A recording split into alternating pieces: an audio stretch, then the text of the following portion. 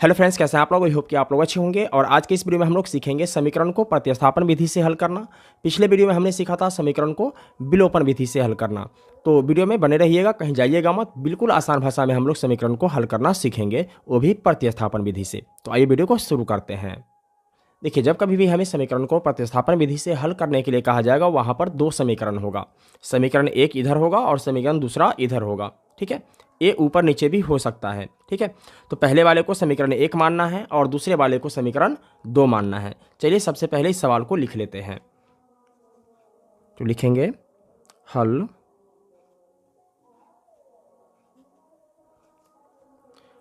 2x + y बराबर में कितना है 7। इसको मानेंगे समीकरण एक।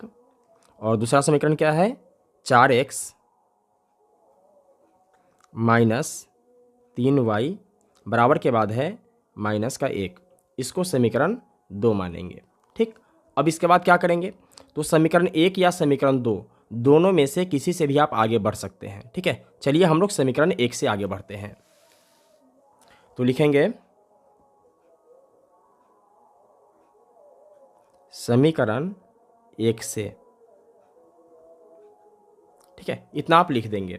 इसके बाद क्या करना है, समीकरण एक से हमें x या y का मान निकालना है और उस मान को समीकरण दो में रख देना है। ठीक है, क्योंकि प्रतिस्थापन का मतलब क्या होता है कि कहीं से उठाना है और कहीं डालना है। ठीक है, तो समीकरण एक से यदि हम x और y का मान निकालते हैं तो उस मान को समीकरण दो में रखेंगे।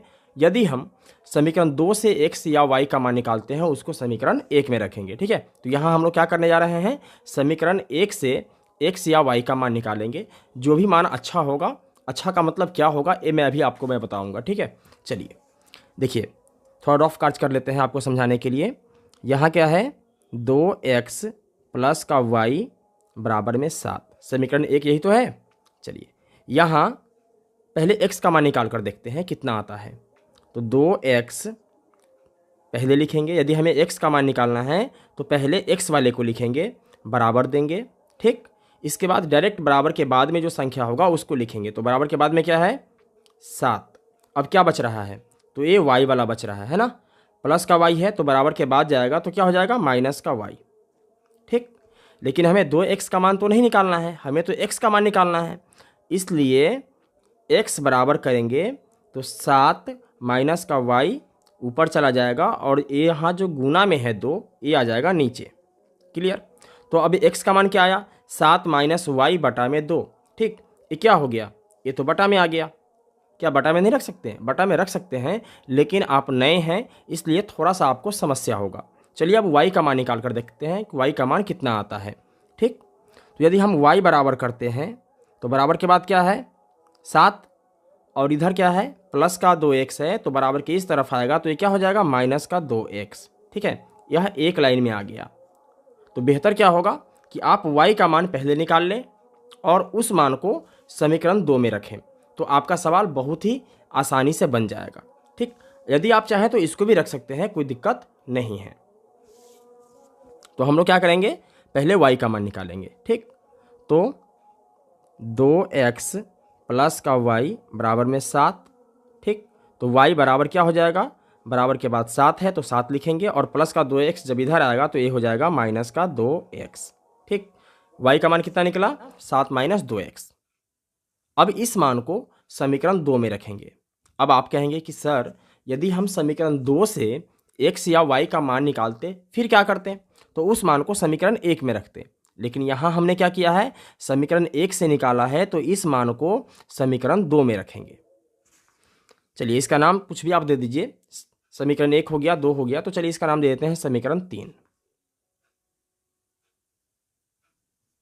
ओके, अब क्या करेंगे, तो इस मान को समीकरण दो में रखेंगे। यहां आप लिख सकते हैं y का मान समीकरण दो में प्रतिस्थापित करने पर लिख सकते हैं या रखने पर भी लिख सकते हैं, क्योंकि हम क्या कर रहे हैं इसमें रख रहे हैं, है ना। तो प्रतिस्थापित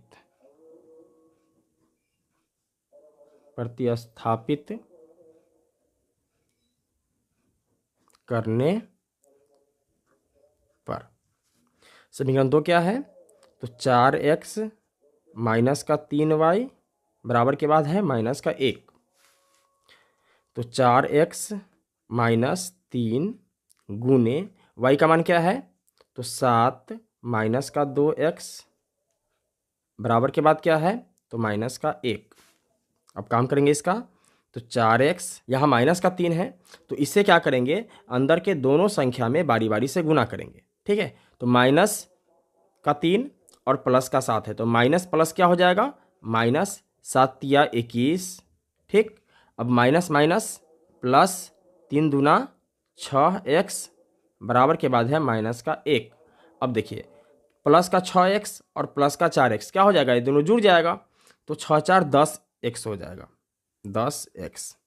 ओके, बराबर के बाद क्या है? माइनस का 1 और माइनस का 21 जब बराबर के इस तरफ आएगा तो ये हो जाएगा प्लस का 21। अब 10x बराबर प्लस का 21 और माइनस का 1। ठीक, जब इसमें से इसको घटा देंगे तो ये बचेगा प्लस का 20। ठीक है, तो प्लस लिखना ज़रूरी नहीं है, इसलिए x बराबर ये 20 ऊपर चला जाएगा और 10 आ जाएगा नीचे। जो गुना में होता है वो नीचे चला आता है। अब 10 दूना 20। x का मान क्या आया? x का मान आया 2। अब क्या करेंगे? तो इस x के मान को समीकरण 3 में रख देंगे तो y का मान निकल जाएगा। तो यहाँ लिखेंगे x का मान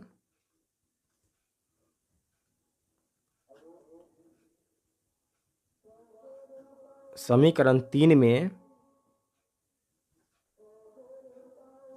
प्रतिस्थापित करने पर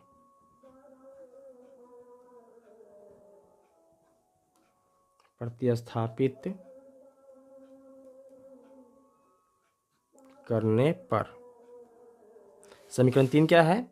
y बराबर 7 माइनस 2x।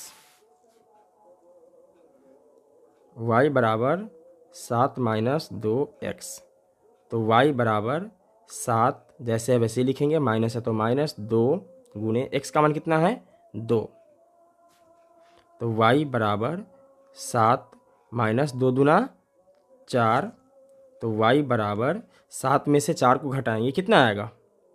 3 आएगा। अब देखिए, x का मान कितना है? 2 और y का मान कितना आया? 3।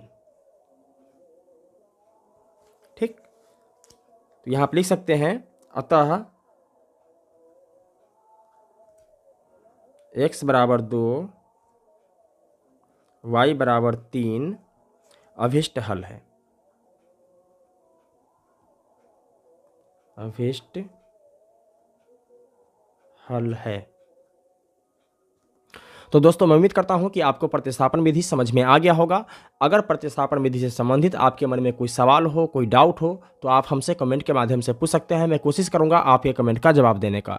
और दोस्तों, हमने पिछले साल तक पूरे सिलेबस को कंप्लीट कर रखा है, जिसका अलग अलग प्रश्नावली के हिसाब से प्लेलिस्ट बना हुआ है, और उस प्लेलिस्ट का लिंक नीचे डिस्क्रिप्शन बॉक्स में और ऊपर प्लेलिस्ट में दिया गया हुआ है। अगर आप चाहें तो डिस्क्रिप्शन बॉक्स में जाकर देख सकते हैं, नहीं तो डायरेक्ट प्लेलिस्ट से भी देख सकते हैं।